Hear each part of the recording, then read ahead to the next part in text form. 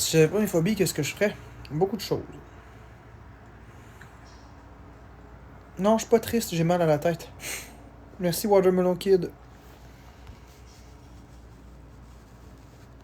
Ben c'est bien correct, marmelade. Marmelade. Non, j'ai juste vraiment vraiment mal à la tête. Ben parce que les gens aiment que je sois en live. Et aussi, je vais aborder un sujet un petit peu spécial aujourd'hui. Bonjour Hypertension, bonjour Roxanita.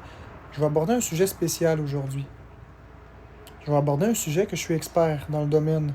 Parce qu'il y a deux sujets sur lesquels je suis vraiment expert dans la vie. Sujet numéro un, les jeux vidéo. Ça, tout le monde sait, tout le monde me connaît, tout le monde sait que je suis un expert des jeux vidéo.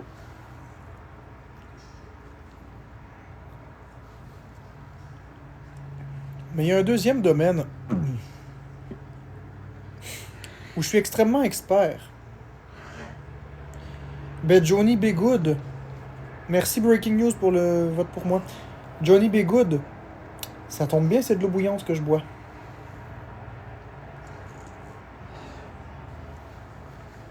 Je ne crois pas qu'il y ait eu d'avis d'ébullition, mais c'est de l'eau bouillante que je bois donc.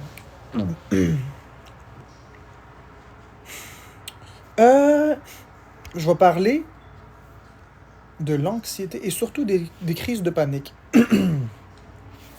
On va briser les tabous par rapport aux crises de panique ce matin. Ce midi. Ce matin, ce midi. C'est avant midi. Breaking news, aujourd'hui on parle des crises de panique en général. On va parler des raisons. On va parler des causes. On va parler des symptômes. On va parler des conséquences. Puis on va parler du traitement. On va parler de beaucoup de choses. Parce qu'il y a un gros tabou dans la société. On va parler de ça parce qu'il y a un gros tabou dans la société et plusieurs personnes ne savent pas si une crise de panique c'est dangereux, si c'est inoffensif. Les gens savent pas. Donc, ce qu'on va faire, c'est qu'on va commencer par le commencement. Tout d'abord, je vais poser les choses à plat pour ceux qui s'inquiètent. Dans la très grande, vaste majorité des cas, une crise de panique est parfaitement inoffensive. Dans certains cas, et on parle vraiment de certains cas extrêmes, une crise de panique peut tuer. Comme par exemple, mais c'est pas la crise en elle-même qui va tuer.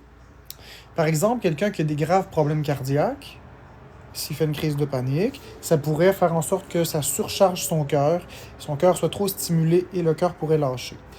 On pourrait aussi penser à quelqu'un qui a beaucoup de cholestérol, beaucoup de plaques sur les artères, et que la crise de panique génère un tel stress que les plaques boucheraient les artères, se décolleraient et boucheraient les artères. Mais en dehors des cas de figure qui sont extrêmement rares comme ceux-ci, que c'est vraiment des personnes très très très malades qui vont avoir des grosses problématiques, pour la vaste majorité des gens, les crises de panique sont complètement inoffensives.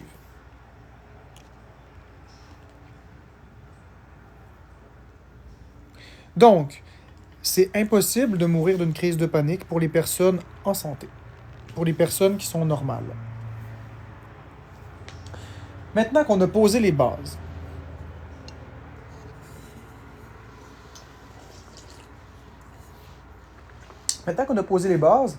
on va expliquer le mécanisme derrière. Exactement, on ne meurt pas d'une crise de panique, même si on a l'impression. C'est même tout l'inverse. On va poser les bases sur qu'est-ce qu'une crise de panique. En réalité, une crise de panique, c'est la manifestation physique de nos angoisses, de telle sorte à ce qu'on puisse se sauver d'une situation et même survivre. La crise de panique en elle-même a pour but de nous faire réagir, pour nous mettre en action afin de survivre. C'est donc un mécanisme qui garantit notre survie. C'est pas un mécanisme qui veut nous tuer. C'est bien à l'inverse. Et des crises de panique, tout le monde en fait. Il y a 3 types de crises de panique. Il faut bien les connaître. Le premier type de crise de panique, c'est ce que j'appelle le réactionnel. C'est-à-dire, tu traverses la rue, une voiture vient pour te foncer dedans, tu la vois au dernier moment, tu sens que le cœur t'arrête presque, tu te pousses de là. Puis après ça, tu as le cœur qui débat pendant 1 ou 2 minutes, puis ça se passe. La voiture est passée, le danger est terminé, tu es de nouveau en sécurité, l'équilibre revient. Ça, c'est le réactionnel. Notez bien que dans ce cas de figure, si le stress n'avait pas existé, la personne se serait faite ramasser parce qu'elle n'aurait pas réagi. Le mal-être que la personne a ressenti était pour la stimuler à s'enlever de la route. Donc, dans le cas de figure d'une crise de panique réactionnelle, c'est pour sauver la vie. C'est vraiment immédiatement. Le deuxième type de crise de panique qu'il y a dans la société, c'est les crises de panique de sous-stimulation. Qu'est-ce que la sous-stimulation? C'est par exemple lorsque vous êtes assis en train de regarder la télévision et que, pour aucune raison, une crise de panique arrive. Mais vraiment, aucune raison. Ça, c'est parce que on est tellement ancré. Il faut revenir à l'origine. À l'origine, on avait des dangers partout. Il pouvait y avoir des lions, il pouvait y avoir des chasseurs, il pouvait y avoir beaucoup de choses. Il pouvait arriver des scorpions, etc. Et ces crises de panique-là, comme je l'ai dit, avaient pour but du réactionnel. Mais comme tu n'es pas devant quelque chose, ton cerveau est quand même configuré pour le réactionnel. Alors, lorsque la personne est sous-stimulée, pas assez occupée, et qu'elle a trop de temps pour penser, merci Simon, même si la personne va écouter par exemple la télévision et elle ne sait pas pourquoi, il va arriver une crise de panique. Pour une pensée inconsciente ou quelque chose comme ça. Ça peut être vraiment très, très, très léger. Il y a toujours une cause, mais on ne la sait pas toujours. Donc, si vous êtes sous-stimulé, si vous avez trop de temps pour penser, il est probable que ça arrive. Et l'intensité des symptômes est terrifiante à ce moment-là parce que comme vous n'êtes pas dans le réactionnel, donc il y a une voiture, je me tasse et après ça je me sens bien, vous cherchez la cause de la crise et c'est plus les pensées qui vous font souffrir rendu là que la crise en elle-même. Parce que c'est terrifiant d'être assis puis que le cœur il se met à débattre à toute vitesse sans qu'on comprenne pourquoi. Nécessairement, les personnes vont penser qu'ils sont en train de mourir, vont penser qu'ils deviennent folles, vont penser par exemple qu'ils ont un grave problème de santé et veulent à tout prix faire arrêter les symptômes. Alors qu'en réalité, ce n'est rien d'autre qu'une crise de panique. Donc, effectivement, ça peut se manifester de beaucoup de façons différentes. Mais lorsqu'on est sous-stimulé, c'est ce qui peut arriver aussi. Le troisième type de crise de panique, c'est un mélange des deux. Le troisième type de crise de panique, c'est les crises de panique induites par les pensées. C'est-à-dire, vous êtes chez vous, vous pensez à quelque chose qui vous stresse et vous perdez le contrôle de vos pensées. Par exemple, vous mangez un repas, il est bon, tout est parfait, puis là, vous avez une pensée dans votre tête qui dit « Oh, ça fait combien de temps que la sauce à spaghetti est dans le frigo? » Puis là, vous êtes pris d'un doute, parce que vous savez que vous avez mangé de la sauce à spaghetti il y a 2 semaines, puis vous en avez cuisiné une il y a 4 jours. Celle d'il y a 4 jours est encore bonne, mais pas celle d'il y a 2 semaines. Puis là, vous vous posez sérieusement la question, parce qu'il me semble que j'ai mangé toute la sauce à spaghetti d'il y a 4 jours. Donc le pot qui était dans le frigo, est-ce qu'il datait de 2 semaines ou pas? Puis là, on peut avoir peur, par exemple, de faire un empoisonnement alimentaire, et cette peur de s'être empoisonné, qui n'est pas une sous-stimulation, ni du réactionnel, parce que le problème n'est pas arrivé, alors les pensées vont déclencher une crise de panique, peuvent déclencher une crise de panique. C'est ce que j'appelle les crises de panique suggérées.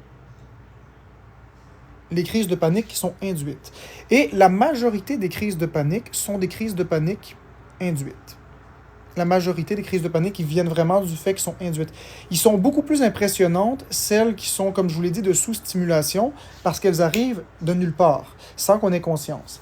Mais la plupart des personnes, s'ils prennent le temps de réfléchir, vont comprendre que la crise de panique arrive vraiment parce qu'elle a pensé à quelque chose ou fait quelque chose. Mais le cerveau, la façon qu'il fonctionne, c'est qu'il ne fait pas la différence entre le réel et le fictif. Que tu t'imagines un lion ou que tu sois devant un lion, le cerveau, il ne fait pas la distinction de ce qui est vrai et de ce qui est faux. Il va induire la même réaction. Maintenant, parlons des symptômes. Parlons des symptômes et de la raison d'être de chacun des symptômes. Parce que croyez-moi que les symptômes sont variés et il n'y a aucun symptôme qui n'est pas sécuritaire. Chaque symptôme a un but concret et je vais vous l'expliquer. Vous avez l'impression d'être au ralenti, d'avoir un peu la tête qui tourne, puis d'être comme en coton. Croyez-le ou non, cette réaction est bénéfique. Pourquoi? Parce qu'en voyant les choses aller au ralenti, vous avez plus de temps pour réfléchir. En réalité, vous avez plus de temps pour réagir. C'est votre cerveau qui va beaucoup plus vite, beaucoup plus vite, alors vous avez beaucoup plus d'informations à calculer. Vous êtes donc susceptible de prendre une réaction ou de réagir d'une façon qui va vous sauver beaucoup plus. Le cœur, il se met à battre vite parce que les glandes surrénales sécrètent l'adrénaline et le cortisol. L'adrénaline fait battre le cœur à toute vitesse pour se préparer à un effort physique que vous allez faire, comme par exemple courir. Et croyez-moi, vous n'aurez jamais couru aussi vite de votre vie parce que votre cœur est prêt. Ensuite de ça, si on y va avec les engourdissements des membres, bien ça peut faire peur. Mais la raison pour laquelle c'est comme ça, c'est parce que le corps n'est pas niaiseux.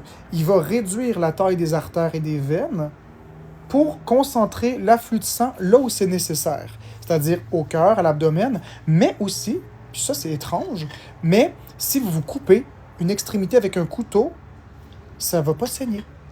Ça va réduire les saignements.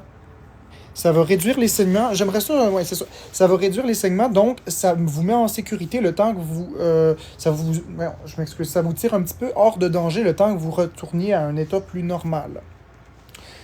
Ensuite de ça, le fait d'avoir la bouche sèche. Ça aussi, il y a une raison d'être. La sensation d'oppression thoracique ou de manquer d'air. En réalité, vous avez cette impression parce que normalement, quand on respire de façon profonde avec nos poumons. Or, lors d'une crise de panique, on respire de façon superficielle. On respire vraiment avec la cage thoracique. La respiration, croyez-le ou non, elle est beaucoup plus efficace lors d'une crise de panique que dans notre vie réelle. Pour la simple et bonne raison qu'il faut oxygéner tous ces tissus-là. Le cœur bat plus vite. En battant plus vite, les organes ont besoin de plus d'air, d'oxygène. Alors, de ce fait, on respire plus vite de façon superficielle. Comme il y a trop d'oxygénation dans notre sang, alors on se met à être étourdi parce qu'on a trop un apport d'oxygène important. Mais si, par exemple, lors d'une crise de panique, vous vous mettiez à courir en même temps d'hyperventiler, cette hyperventilation compenserait l'effort et vous vous sentiriez plus normal que si vous êtes assis, par exemple. Quel autre symptôme qu'on peut avoir? Oui, on peut avoir envie de vomir, les nausées. Les nausées qui sont aussi essentielles. Il faut comprendre que lorsqu'on est dans une crise de panique, on est en mode survie. Tout le corps se mobilise à 100% pour survivre. Or, si vous avalez de la nourriture, le processus de digestion, c'est la chose qui prend le plus d'énergie dans le corps humain. Alors, pour éliminer ça, le corps donne des nausées pour pas qu'on avale quelque chose, pour éviter qu'on dépense de l'énergie inutilement dans quelque chose qui n'est pas essentiel au moment T. Lorsque vous êtes en danger, que votre cerveau croit qu'il est en danger, je m'excuse, j'ai des cadeaux, ça me mélange un petit peu. Lorsque vous avez un danger à l'instant T, le corps doit réagir maintenant pour vous sauver immédiatement. Le corps n'est pas en mode « je vais digérer quelque chose », le corps est en mode « je veux survivre ». Alors manger devient complètement secondaire. C'est pourquoi lorsque vous mangez, vous pouvez vomir quand vous faites des crises de panique. C'est pourquoi vous avez des nausées, ou même que si vous vomissez pas, vous pouvez avoir des gros brûlements d'estomac parce que le corps n'est pas du tout construit pour digérer en même temps d'avoir un tel afflux, de stress. Vous pouvez aussi avoir des acouphènes. Vous pouvez aussi avoir la sensation d'avoir les jambes en coton, la sensation d'évanouissement. Saviez-vous que ça vient du fight or flight, qui veut dire s'échapper ou figer? Lorsque vous avez, par exemple, les membres qui sont comme des guenilles, eh bien, c'est la manifestation du corps de se coucher pour rester mou et souple. De cette façon-là, si un prédateur vous approche, il va croire que vous êtes mort, si vous vous couchez, puisque vous êtes tout souple. C'est tous les mécanismes. Il faut vraiment comprendre que chaque symptôme d'une crise de panique a vraiment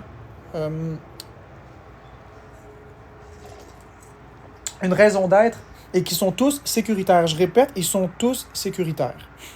Le fait d'avoir les yeux qui voient très lumineux, c'est parce que, afin d'avoir le plus d'informations possible, les pupilles se dilatent. En se dilatant, il y a plus de lumière qui peut rentrer pour qu'on voit avec un champ de vision plus élargi. C'est pour ça qu'on a cette sensation d'irréalité, cette sensation de luminosité accrue, et la sensibilité au son qui vous stresse tant fait en sorte que vous avez une meilleure ouïe. En gros, concrètement, Lorsque vous êtes en crise de panique, même si c'est très désagréable, vous êtes un petit peu un super-héros, un super-homme. Tous vos sens sont alertes. Tous vos sens sont au maximum de leur capacité. Vous entendez très bien. Vous voyez très bien.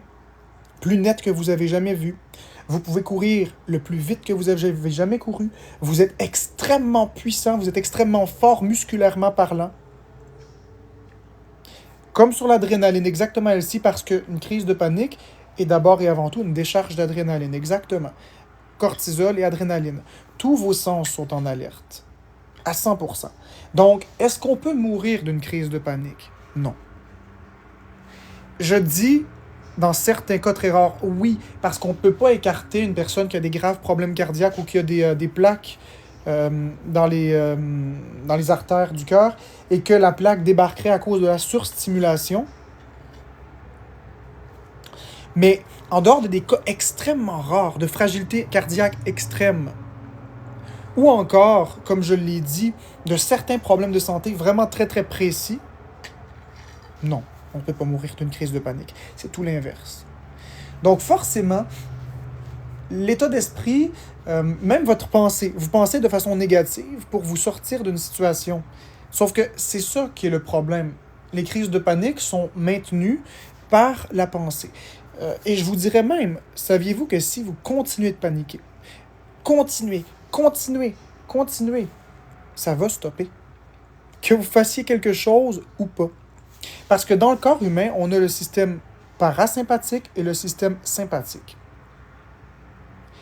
L'un des deux, merci beaucoup Dalila, l'un des deux est le conscient et l'autre est l'inconscient. Je ne vais pas commencer à donner de termes très médicaux, très approfondis. Vous ferez vos recherches sur le sympathique et le parasympathique.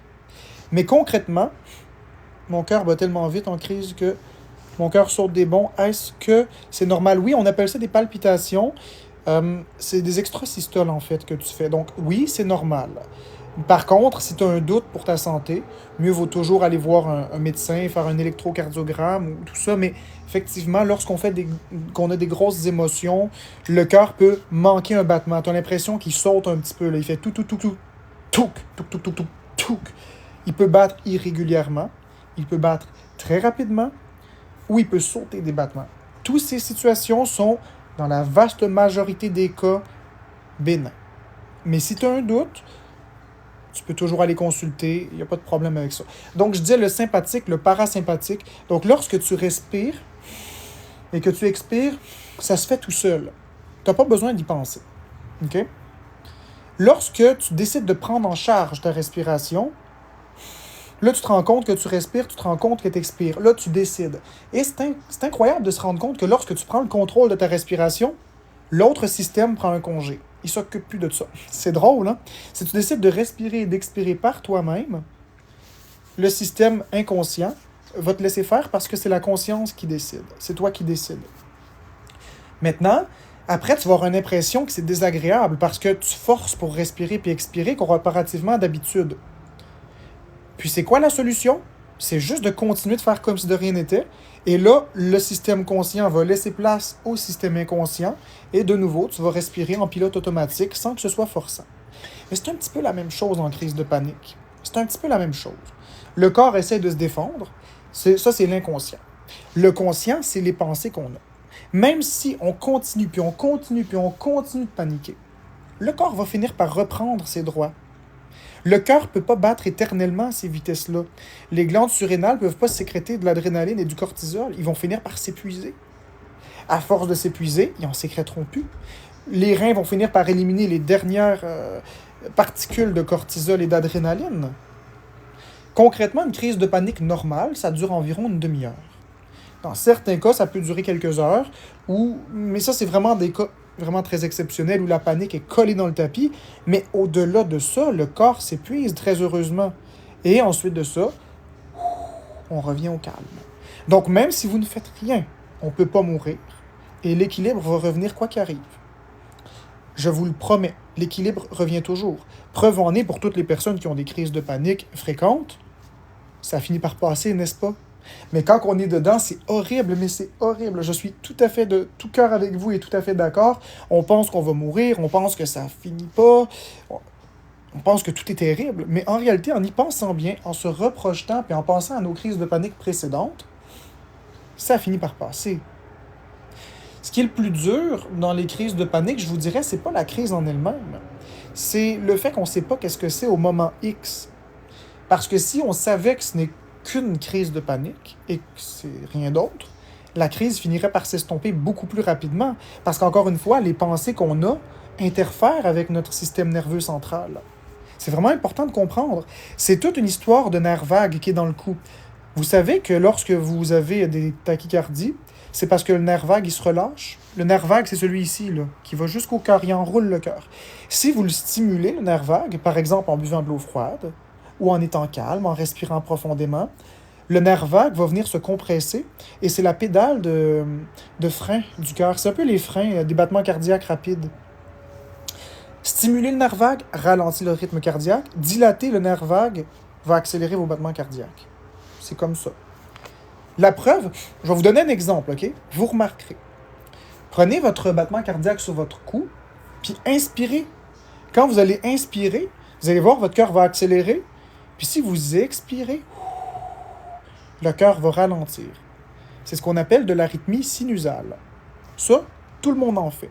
L'arythmie sinusale, c'est simplement qui veut dire qui est induite par le nœud sinusal, qui est un petit peu le pacemaker naturel, celui qui gère vraiment, c'est le chef d'orchestre, qui gère les contractions des ventricules, des oreillettes et des ventricules. Merci, No Name. Et, comme je vous dis, il n'y a pas de danger avec une crise de panique. C'est un moment fortement désagréable, mais quand on prend conscience que c'est la crise de panique, ça va. Et ça dure généralement juste une trentaine de minutes. Merci, WBRJ. Si vous avez des questions... Florence, tu devrais aller dans le salon, partir ton live. Amine, il dit qu'il va venir te donner ta galaxie. Celle qui te doit. Fait que si vous avez des questions par rapport aux crises de panique, je vous écoute. Je peux vous aider. Je peux vous écouter. Je peux t'expliquer bien, Marc. Ben, merci, Roxane. Oui, le gant, tu peux me poser ta question. Il n'y a pas de problème. Regarde, pose-moi ta question, le gant. As-tu des nausées quand ça m'arrive? Ça dépend vraiment du type de crise. Moi, j'ai pas vraiment de nausées quand ça m'arrive. Ça m'arrive régulièrement d'avoir des crises de panique. Moi, mes symptômes, à moi, les miens, c'est plus le cœur qui débat à toute vitesse. Merci Marie-Josée. Des étourdissements, des problèmes de concentration. L'impression que c'est un petit peu au ralenti ou des affaires comme ça. C'est vraiment ça, moi, mes symptômes. J'ai la grande chance de ne pas avoir des gros serrements à la poitrine ou des affaires comme ça. Moi, c'est vraiment juste les étourdissements, problèmes de concentration, puis le cœur qui bat très vite. Mais vous savez, c'est assez pour moi. Puis les jambes en coton un petit peu.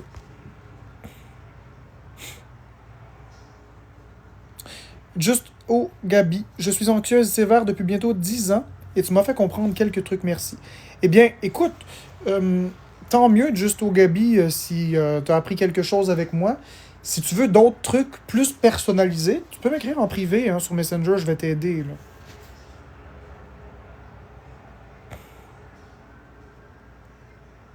Il me répond jamais. Je réponds toujours, Daf, c'est parce que je vois pas. As-tu encore de la place pour la thérapie? Oui, j'en ai toujours. Oui, Sabrina Cœur Blanc. Oui, la première crise de panique est la pire. La première fois qu'on subit ça, comment vous expliquer? Pour les personnes qui n'ont jamais vécu ça, je vais vous expliquer un petit peu comment est-ce qu'on le vit lorsqu'on vit ça. Sabrina et toutes les personnes qui vivent des crises de panique, si vous vous reconnaissez dans ce que je dis, vous mettez des cœurs rouges. OK? Vous mettez des cœurs rouges en continu dans le chat seulement si vous vous reconnaissez dans ce que je dis. Si vous ne vous identifiez pas à ce que je vais dire, vous ne mettez pas de cœur rouge. Ce sera pas long. Elsie, je vais te répondre après. Je vais commencer par dire ce que j'ai à dire, puis après, je vais répondre à ça. Donc, c'est ça. La première crise de panique est la plus terrifiante, parce qu'on ne sait pas à quoi s'attendre. Vous savez pourquoi une crise de panique, c'est si terrifiant? Et là, c'est là que vous allez vous identifier ou pas. La sensation que notre corps nous trahit. La sensation de perte de contrôle, de se sentir trahi par le corps qui est supposé nous protéger. Ce corps qui est supposé nous faire vivre de belles expériences. vient de tout se dérégler. Et puis, on ne sait même pas si on va mourir. On ne sait pas si on va devenir fou. On ne sait pas si on a une grave maladie. Tout ce qu'on sait, c'est qu'on veut que ça l'arrête tout de suite. On est en pleine perte de contrôle. Puis une fois que la situation est revenue à la normale, on est épuisé, on est rassuré, mais là se développe une peur. Si le corps nous trahit une fois, il pourrait nous trahir encore. Et là, on commence à avoir peur que ça l'arrive.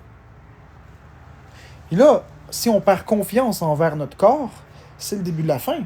Parce que là, en ayant peur que les choses arrivent, on se met à anticiper, puis on se met à éviter les choses qui nous font peur, puis on s'enferme de plus en plus dans un étau. Puis en faisant ça, on a de plus en plus peur finalement. Parce que non seulement on cherche du contrôle pour se rassurer, mais on ne l'a pas. Puis là, on finit par subir des choses qu'on ne veut pas à la merci de notre corps. Donc, je crois que ce qui est le plus désagréable lors d'une crise de panique, c'est la sensation que notre corps nous a trahis. Si vous vous sentez interpellé par ce que j'ai dit, vous mettez des cœurs rouges. Si vous vous reconnaissez et vous vous identifiez à ce que je viens de dire. Sinon, c'est pas grave.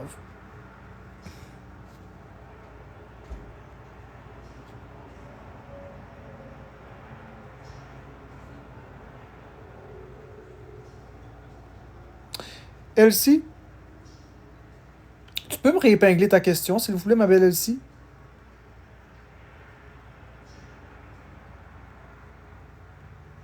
Celle que tu avais épinglée, là, je me rappelle plus de la question, je m'excuse.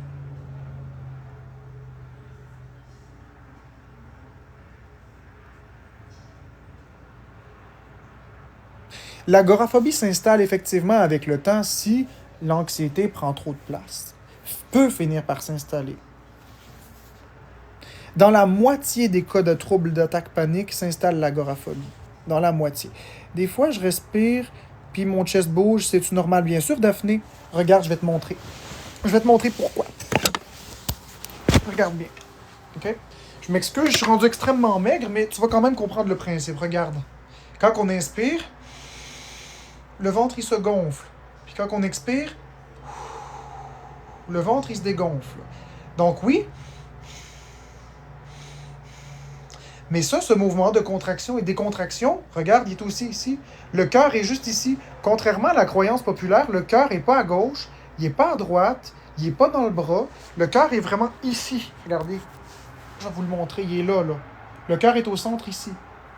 Puis, si on prend vraiment le temps de regarder, on peut observer les battements cardiaques ici. Puis quand on respire, ça bouge. Fait que si on respire vite, puis qu'en plus le cœur bat vite, on peut apercevoir effectivement un certain mouvement ici. C'est tout à fait bénin. Ça fait partie de ce que j'expliquais tout à l'heure.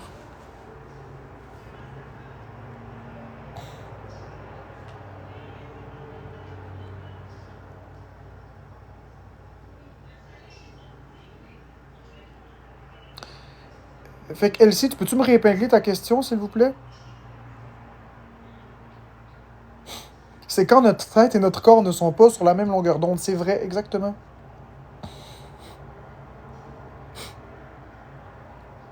As-tu encore des places pour la thérapie? Il y a toujours des places. Si je peux le faire, je vais le faire. Je ne suis pas médecin. Je ne suis pas psychiatre. Je ne suis pas psychologue. Je ne suis pas thérapeute. Je ne suis rien du tout d'autre qu'une personne qui a subi des attaques de panique quotidiennement, à tous les jours, plusieurs fois par jour. Et j'ai appris des choses. J'ai grandi avec ça. J'ai appris à les éviter. J'ai appris à les combattre. Maintenant, j'ai d'autres problèmes que ça. Mais globalement, quand les crises commencent, je suis maintenant beaucoup plus outillé pour les stopper. J'ai l'expérience de vie, chose que malheureusement un médecin, un psychiatre, un psychologue n'a pas. Le psychologue, lui, a des diplômes, c'est beau, il a étudié, il peut diagnostiquer, d'accord, mais il ne le vit pas nécessairement. Puis ça, c'est quelque chose qui, je ne me substituerai pas à un professionnel de la santé. Par contre, c'est un bon complément. Ça peut aider à avoir plus d'outils dans son arc. Si tu prends les trucs que je donne, tu viens me parler, puis tu le combines avec un spécialiste, mettons, tu peux t'en sortir beaucoup plus facilement.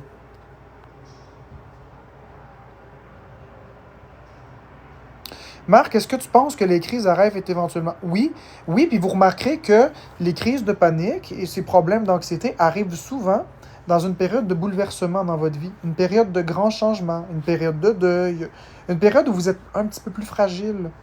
Puis souvent, ça va s'en aller, tout seul, des moments où vous êtes mieux. Puis ça peut réapparaître plus tard ensuite. Encore une fois, à une période où vous êtes un peu plus fragile, un peu plus vulnérable. Donc non, ce n'est pas une fatalité. Effectivement, ça peut apparaître et ça peut s'en aller. Puis jamais revenir. Comme ça peut revenir plus tard, ça peut faire comme une plage, ça va, ça vient.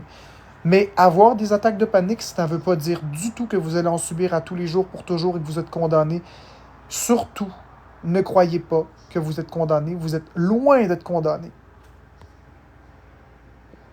Une crise m'a déjà duré 1 heure. Tout à fait, Marc Malouin, effectivement, ça peut, dans certains cas, durer quelques heures. Oui, Sweet Melon.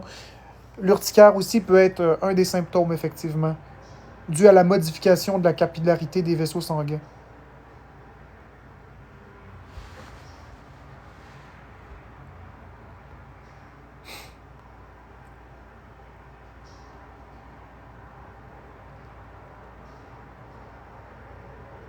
Est-ce que c'est payant la thérapie que tu offres? Non, c'est pas payant. Je fais pas d'argent avec ça, je demande rien. Je demande pas d'argent, je demande rien du tout. C'est complètement anonyme, c'est complètement gratuit. Euh, c'est confidentiel aussi, donc il n'y a pas de jugement non plus. On peut entrer dans des sujets vraiment tabous. Donc non, c'est pas, il n'y a pas de payage pour ça. Le but, c'est d'aider les gens, c'est pas de les racketter. Normand Marino, ils peuvent bien faire des plaintes. J'ai le droit d'aider une personne d'humain à humain. Et je ne me substitue ni à un psychiatre, ni à un médecin, ni à qui que ce soit. Je ne fais pas de diagnostic, je ne prescris pas de médication. Je fais que donner des trucs. Je fais qu'écouter, je cible, j'aide la personne à comprendre de où ça vient. Mais j'aide vraiment les gens. Les gens qui viennent me voir, ils me disent beaucoup que je les ai aidés. Vous pouvez me parler de tout. Tout, tout, tout.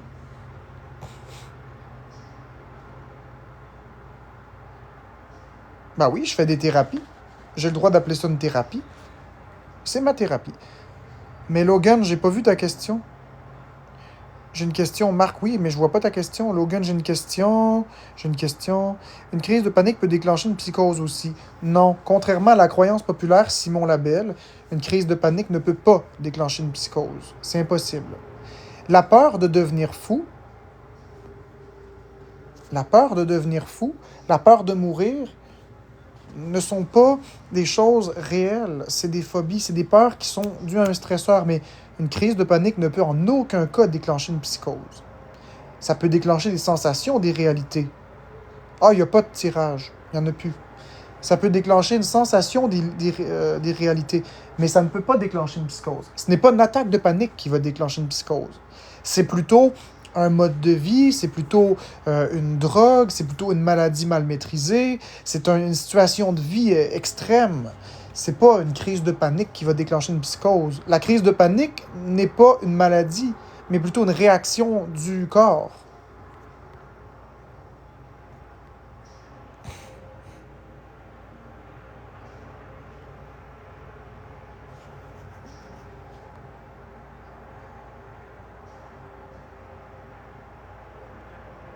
Ben écoute, Simon Labelle, si tu veux faire le faux médecin ou le faux infirmier, écoute, il y en a pas mal des faux infirmiers et des faux médecins là, sur TikTok.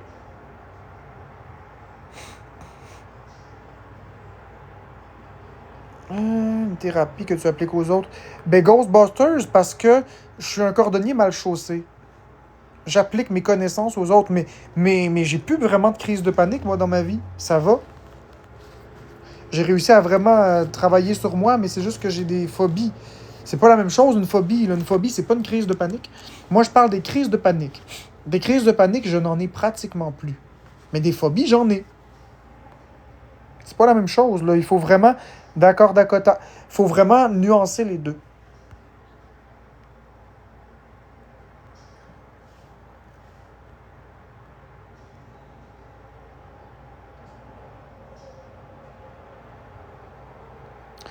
Effectivement, dans certains cas, ça peut apparaître dans des rêves.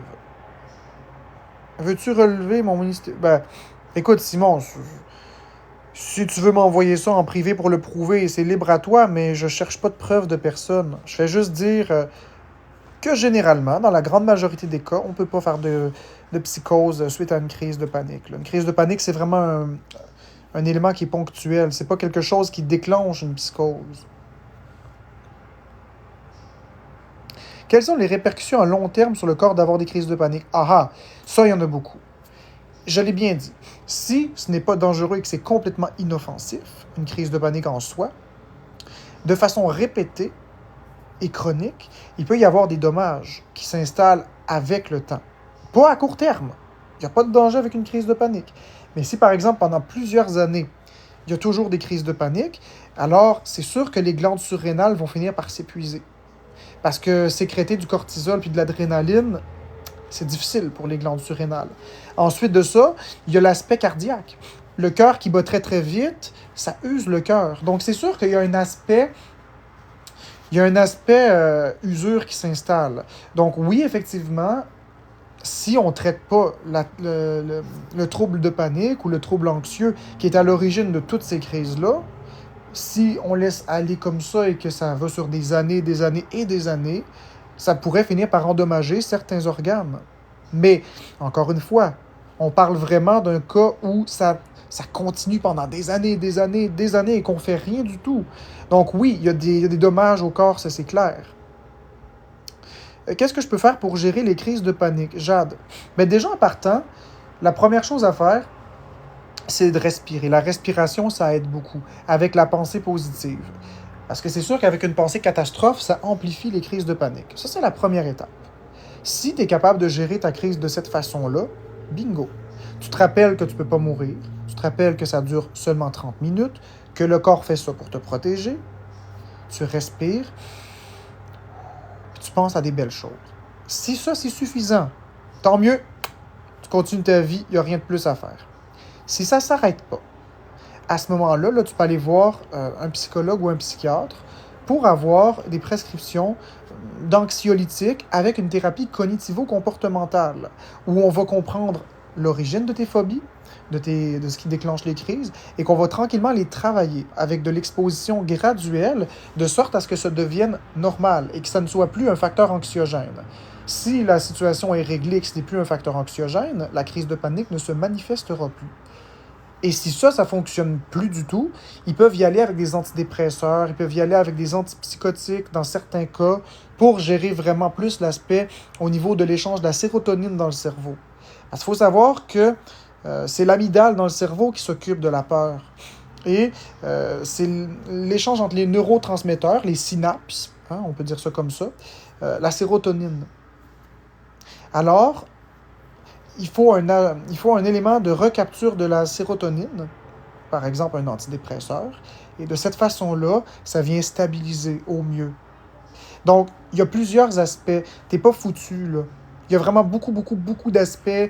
C'est quelque chose qui se traite, ça se soigne. Tu peux aussi y aller avec de l'hypnose, si tu veux, là. L'hypnose, ça peut aussi être quelque chose de gagnant. Ça peut être un choix gagnant aussi, là. Tu peux le combiner. J'ai pas vu le commentaire qui était épinglé, mais tant mieux si tu t'en es sorti. Moi, je suis TPB et j'ai des antipsychotiques pour mes crises de panique. Oui, effectivement, on peut prescrire des antipsychotiques pour les crises de panique, oui. C'est dans les cas désespérés, ça. C'est vraiment dans les cas où on a essayé beaucoup de choses, que ça ne fonctionne pas. À ce moment-là, on prescrit des anxiolytiques, comme par exemple du Abilify, ou on peut prescrire aussi du Seroquel. Tu penses quoi des antidépresseurs à long terme? Moi, je crois que les antidépresseurs, c'est un bon outil pour le moyen terme. Pas pour le court terme. Le court terme, c'est des benzodiazépines comme du Ativan et des choses comme ça. À moyen terme, c'est plutôt des antidépresseurs. L'antidépresseur combiné avec une thérapie cognitivo-comportementale, c'est du bonbon. Après, lorsque les phobies sont mieux maîtrisées, on peut tranquillement retirer l'antidépresseur, normalement, avec l'accord du psychiatre évidemment, et normalement, les phobies sont disparues, les troubles anxieux sont disparus. Si ça perdure et que ça ne fonctionne pas, là, l'antipsychotique est vraiment important pour ralentir les pensées. On n'a pas le choix rendu là à ces moments-là. Mais il y a des options, inquiétez-vous pas, il y a des options. Un antipsychotique, c'est vraiment quelque chose sur le long terme. C'est pas quelque chose sur le moyen ni sur le court terme. Il faut vraiment faire la nuance. Parce que c'est des médicaments qui sont lourds de conséquences. Est-ce que je recommande la thérapie cognitivo-comportementale? Oui. Bien sûr que oui. Bien sûr que oui. Aripiprazole. Aripiprazole, ça c'est du Aldol. Aripiprazole, c'est pas le Abilify. C'est du Aldol, ça, le aripiprazole. C'est du Aldol.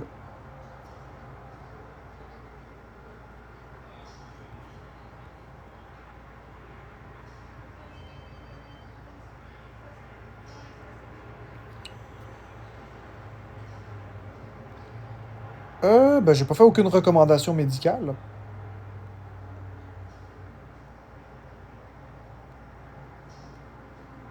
Si tu la recommandes, pourquoi tu la suis pas toi-même? Parce que dans mon cas, à moi, ça a été inefficace. Ça n'a pas marché pour moi. C'est pas un miracle. Dans certains cas de figure, ça fonctionne pas. Dans mon cas, à moi, ça n'a pas fonctionné.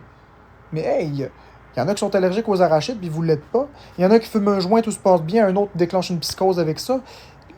Les solutions sont pas pour tout le monde nécessairement. Chaque personne est différente. Donc oui, effectivement, les thérapies cognitivo-comportementales sont quelque chose d'extrêmement efficace. Mais ça n'a pas fonctionné pour moi. C'est tout.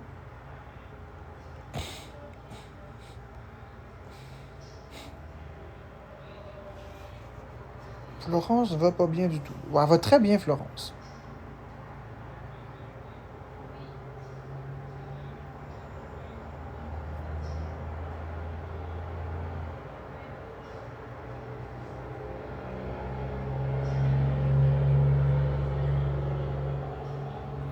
Florence, elle a des ups et des downs. Oui, c'est pas une psychose, c'est la bipolarité. Faut pas mélanger tout. La psychose, c'est une perte de contact partielle ou totale avec la réalité. C'est des propos qui sont complètement décousus. Et Florence, elle n'est pas en propos complètement décousus, elle n'est pas en perte de contact avec la réalité. Elle a des ups et elle a des downs. C'est donc la bipolarité. Oui, ça se peut que ce soit Abilify aussi. Ça se peut que ce soit Abilify.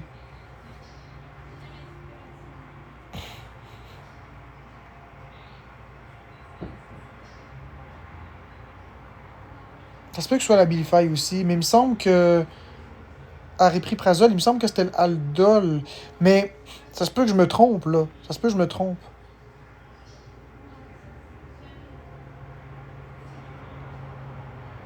Ah, ils sont dessus. Voilà. Donc là, maintenant, as-tu réussi à identifier pourquoi la thérapie n'a pas fonctionné pour toi? Ben, ça n'a pas fonctionné, c'est tout. Je vous dirai pas pourquoi, je veux pas accentuer les peurs de personne. Donc là, ce qu'on va faire, c'est que vous pouvez me donner des cadeaux pour le live que je viens de faire. Donc je vais vous laisser 5 minutes pour me laisser le nombre de cadeaux que vous voulez. Puis après, je vais fermer le live. Donc là, c'est ça. Vous pouvez me donner des cadeaux si vous avez apprécié le contenu. Puis dans 5 minutes, je vais fermer le live parce qu'il faut que je fasse mes affaires aujourd'hui. Il faut que je mange, il faut que je me reprenne en main.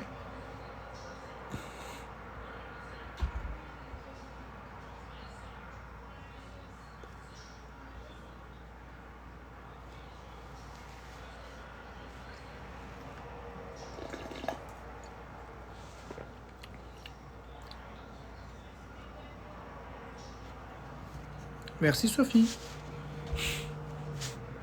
Merci Oli Loli. Pourquoi offrir des cadeaux? Ben pour me rémunérer. Je viens de passer 1 heure à vous expliquer le fonctionnement du corps, pourquoi les symptômes des crises de panique, dans quel contexte, comment ça se manifeste, les conséquences, le traitement, la dédramatisation. Ce que je viens de faire, ça va aider beaucoup de personnes. Ce que je viens de faire, ça va aider énormément de personnes.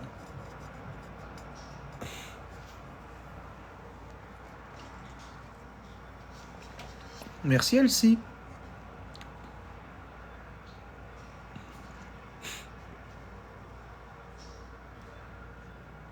Vous êtes transparent toujours. Attends une minute.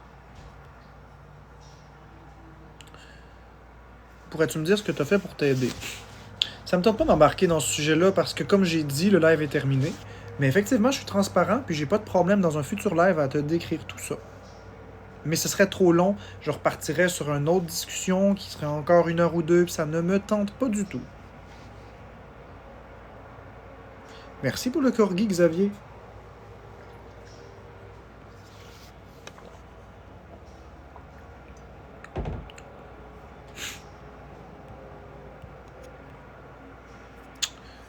Je ne sais pas ce que ça veut dire. Je ne sais pas ce que ça veut dire la physiopathologie. Fait que je ne sais pas ce que tu veux dire par physiopathologie du stress. C'est pas un terme que je connais. Donc je ne peux pas te répondre.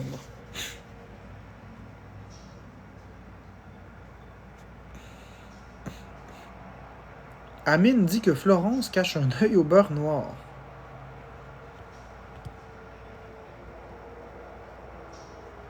Non, Amine n'a pas dit ça. Amine n'a pas dit ça. Ok.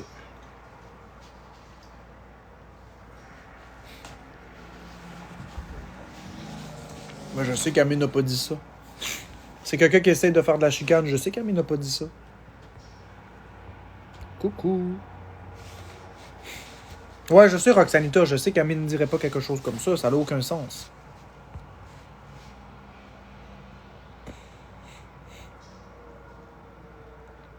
Ben, c'est ça. Je le sais que vous dites la vérité. Je sais qu'il n'a pas dit ça. Là, je le sais. Ben oui, Queen. Je suis pas avec Florence en ce moment, mais elle a effectivement un rendez-vous médical aujourd'hui. Ben, un rendez-vous médical. C'est pas un rendez-vous médical. C'est son suivi avec l'équipe traitante. L'équipe multidisciplinaire qui vient à toutes les semaines. Donc, c'est vrai. Elle va revenir en live dans quelques instants. Ça dure environ 30 minutes au maximum. Donc. Ah, les gens peuvent inventer ce qu'ils veulent, c'est pas grave. Elle a toujours un suivi. À toutes les semaines, elle a un suivi. Puis elle a un suivi avec son psychiatre. Puis elle a un suivi avec une psychologue. Puis Florence, ça se prend en main, là. C'est les gens qui s'imaginent des choses. Ouais, elle est avec eux en ce moment. Elle est en live avec... Ben, en live. Le live est fermé, mais elle est avec eux en ce moment même. Ça m'étonnerait qu'elle soit sortie dehors en courant. Elle peut avoir pressé le pas, certes, parce que elle tarde pas, mais pas en courant non plus. Là. Faut pas exagérer.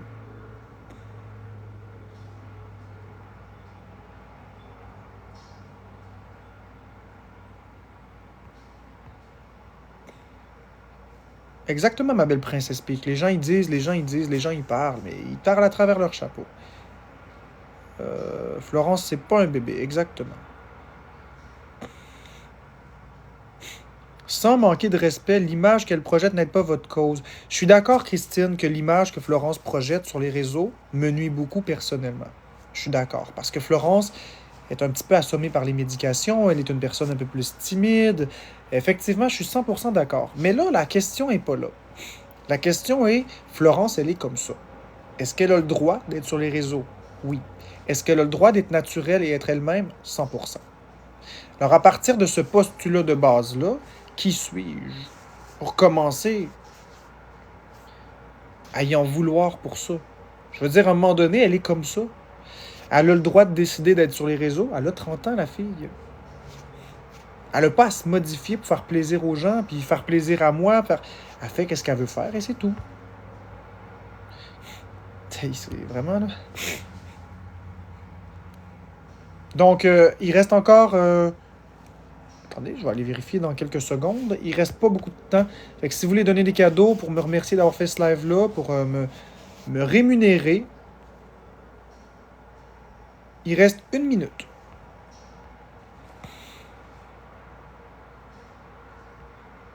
Il reste 1 minute. Vous pouvez donner le nombre de cadeaux que vous voulez. Il reste 1 minute. Merci Roxanita. Merci Simon Labelle. Donc à 12h02, je quitte et je ferme le live. Je ne vais pas avec personne, je quitte. Merci beaucoup. Merci beaucoup, Pouel. Merci, F-Card. Mais c'est correct, Roxanita, il n'y a pas de problème. Il n'y a pas de problème, Simon. Donc, il est 12h02. Donc, merci tout le monde. Moi, je m'en vais manger, je m'en vais m'occuper de mes affaires. Je vais peut-être faire un live cet après-midi. Bye tout le monde.